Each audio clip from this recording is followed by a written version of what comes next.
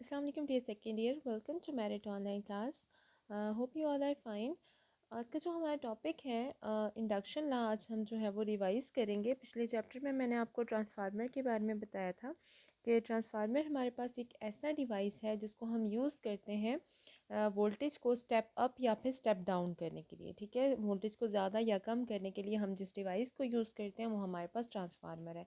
उसी का एक सब टॉपिक है आपकी स्मार्ट सिलेबस में इंक्लूडेड है, बहुत इंपॉर्टेंट है। 14.7.1 आपकी बुक का पेज नंबर 169 है, इंडक्शन ला। ठीक है, आज हम इसे रिवाइज करेंगे। तो जैसे कि हमने पढ़ा था ट्रांसफार्मर के में कि हमारे पास एक कोर होती है, ठीक है, और इस कोर के साथ हमारे पास एक तरफ जो है वो एक प्राइमरी कॉइल होती है, ठीक है, जो कनेक्टेड होती है फर्दर जो है वो वोल्टेज के साथ। ठीक है, ये कॉइल कनेक्टेड है वोल्टेज सोर्स के साथ। और ये हमारे पास एक सेकेंडरी कॉइल होती है जो हमारे पास, जिसमें हम लोगों ने इंड्यूस्ड ईएमएफ जनरेट करवानी होती है। ठीक है, वोल्टेज के साथ ये प्राइमरी कॉइल कनेक्टेड होती है और इसमें इंड्यूस्ड ईएमएफ जो है वो हमने जनरेट करवानी होती है। इसमें जो इसका जो प्रिंसिपल है वो इलेक्ट्रोमैग्नेटिक इंडक्शन ही है। हम लोग यहाँ पर जो प्रिंसिपल ट्रांसफार्मर में यूज़ होता है वो ये है कि by changing magnetic flux in one coil produces N EMF in the another coil. ठीक है, अब क्या होता है हमारे पास कि एक कॉइल में, जो हमने पीछे पढ़ा था इलेक्ट्रोमैग्नेटिक इंडक्शन का, ही हमारे पास एक टॉपिक था म्यूचुअल इंडक्शन। ठीक है, आपको अगर याद हो तो म्यूचुअल इंडक्शन में हमने ये पढ़ा था कि अगर हमारे पास एक कॉइल में अगर हम करंट को चेंज करते हैं तो जो साथ, बिल्कुल जो इसके साथ वाली कॉइल होती है उसमें क्या होता है कि एक ईएमएफ जो है वो जनरेट हो जाती है। वो क्यों होता है? क्योंकि इस कॉइल में जैसे ही हम करंट को चेंज करेंगे, ठीक है, इस कॉइल में से जैसे ही हम यहाँ पे करंट चेंज करेंगे, ये एक करंट कैरियंग कॉइल है, तो करंट कैरियंग कॉइल के अराउंड हमारे पास क्या होती है? मैग्नेटिक फील्ड होती है। तो जैसे ही हम करंट को चेंज करेंगे इसकी मैग्नेटिक फील्ड भी चेंज होगी। जब इसकी मैग्नेटिक फील्ड चेंज होगी तो यहाँ पे मैग्नेटिक फ्लक्स भी क्या हो जाएगा? चेंज हो जाएगा। तो मैग्नेटिक फ्लक्स चेंज होने की वजह से इस कॉइल में एक इंड्यूस्ड ईएमएफ जनरेट हो जाएगी।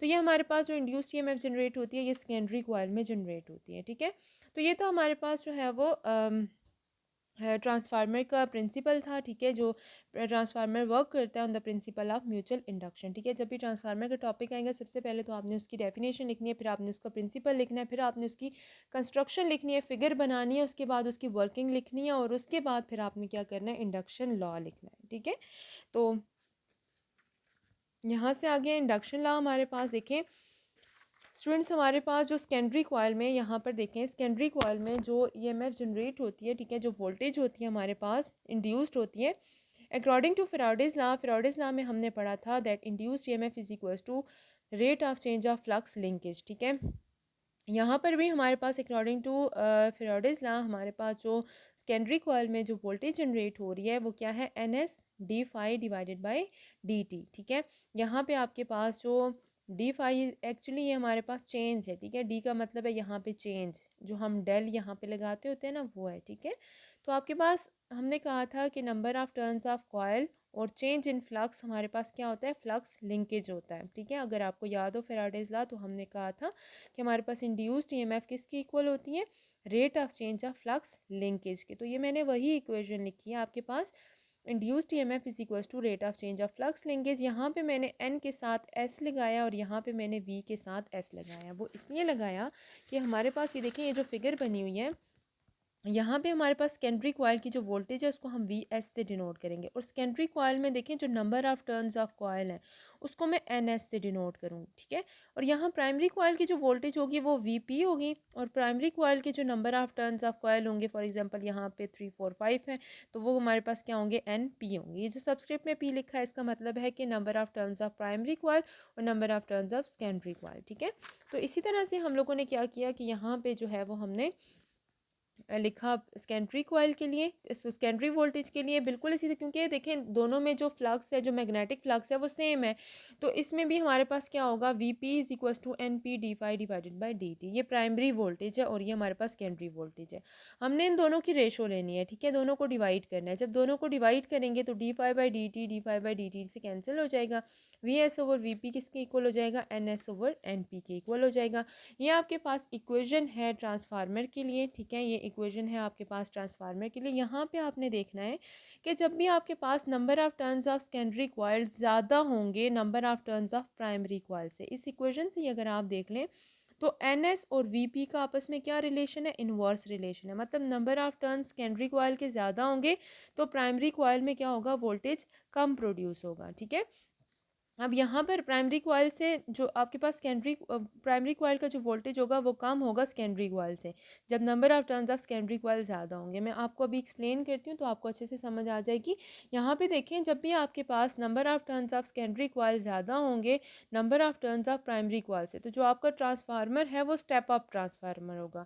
स्टेप अप ट्रांसफार्मर का मतलब है कि आपको वो वोल्टेज बढ़ा के देगा। फॉर एग्जाम्पल आप उसको थोड़ी वोल्टेज देते हो तो वो आपको ज़्यादा करके देगा। यहाँ पर बुक में देखें, ये आपको नज़र आ रहा है, ये फिगर 14.17 में आपको नज़र आ रहा है। ये देखें, आपके पास जब भी मैंने क्या कहा था कि N S is greater than N P, जब आपके पास सेकेंडरी कॉइल जो है वो नंबर ऑफ कॉइल ज़्यादा होंगे प्राइमरी से, तो ये वाला केस है।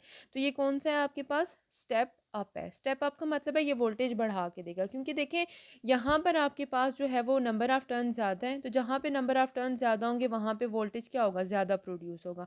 और यहाँ पे नंबर ऑफ़ टर्न्स कम है तो यहाँ पे वोल्टेज कम होगा। इसका मतलब है हमने प्राइमरी कॉइल को जो वोल्टेज दिया वो कम दिया, लेकिन जो इंड्यूस्ड वोल्टेज हमारे पास जनरेट हुआ है वो ज़्यादा हुआ है। ठीक है, तो देखिए आपके पास यहाँ पे नंबर ऑफ़ टर्न्स अगर सेकेंडरी के ज़्यादा होंगे तो प्राइमरी में वोल्टेज इससे कम होगा। ठीक है, समझ आ गई बात की। इसी तरह से सिमिलरली हम ये कहते हैं कि अगर हमारे पास number of turns of secondary coil जो है वो कम होंगे number of turns of primary coil से, ये वाला केस है, मैं अभी आपको बताती हूँ। यहाँ पर देखें तो आपके पास यहाँ पे number of turns of secondary coil जो है वो कम है, देखिए यहाँ पे थोड़े से हैं और यहाँ पे प्राइमरी कॉइल ज़्यादा है। तो ऐसा कौन सा होता है, स्टेप डाउन होता है। स्टेप डाउन का मतलब है हमें वोल्टेज को कम करना है। फॉर एग्जांपल 1000 वोल्ट हमारे पास है तो हमने उसको 220 वोल्ट पे करना है, तो ज़्यादा से कम करना है, स्टेप डाउन करना है। तो इसका मतलब है हम यहाँ पे जो सेकेंडरी कॉइल है उसके नंबर ऑफ़ टर्न्स को कम कर देंगे, प्राइमरी वाले वो ज़्यादा होंगे। तो यहाँ पे जो वोल्टेज इंड्यूस्ड होगा वो हमारे पास क्या होगा, लेस होगा, और जो वोल्टेज पीछे से इसको हम दे रहे होंगे वो हमारे पास क्या होगा, ग्रेटर होगा।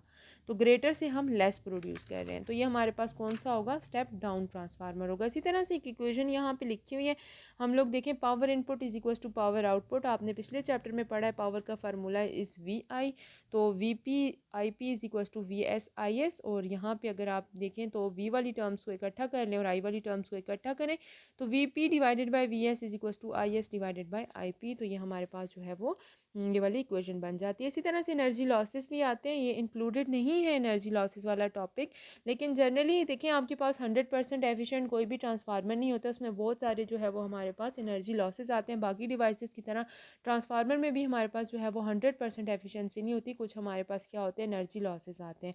तो फ्लक्स लीकेज है हमारे पास, ठीक है, कुछ वाइंडिंग्स जिसकी जो टर्न्स होती हैं उसकी रेजिस्टेंस हो जाती है, कुछ हम दरमियान में जो कोर यूज़ करते हैं उसके हीट अप होने की वजह से कुछ एनर्जी हीट एनर्जी में जो है वो कंज्यूम हो जाती है। तो ये हमारे पास कुछ एनर्जी लॉसेज हैं।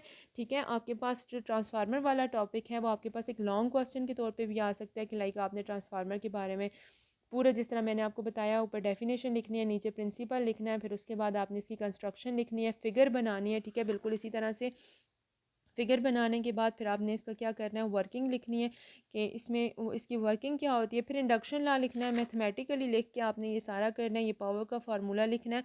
अगर हो सके तो आपने इसके 2-3 जस्ट नाम अगर देखें, अभी तो स्मार्ट सिलेबस में ये इंक्लूडेड नहीं है, तो आप जस्ट इसके नाम लिख दें कि flux leakage, resistance of the winding और एडी करंट की वजह से हमारे पास 100% इसकी एफिशिएंसी पॉसिबल नहीं है। तो इस तरह से आ सकता है, शॉर्ट क्वेश्चन के तौर पर इस तरह से आ सकता है आपके पास कि what is the step up और स्टेप डाउन ट्रांसफार्मर। आपके पास स्टेप अप ट्रांसफार्मर क्या होता है, स्टेप डाउन ट्रांसफार्मर क्या होता है, तो आप उसका आंसर भी कर सकते हैं, मैंने अभी आपको बताया। ठीक है, तो इसके अलावा ये इस तरह से भी आ सकता है आपके पास के ट्रांसफार्मर किस प्रिंसिपल पे वर्क करता है, तो ट्रांसफार्मर जो है वो म्यूचुअल इंडक्शन पे वर्क करता है। म्यूचुअल इंडक्शन की डेफिनेशन आपको आनी चाहिए। ठीक है।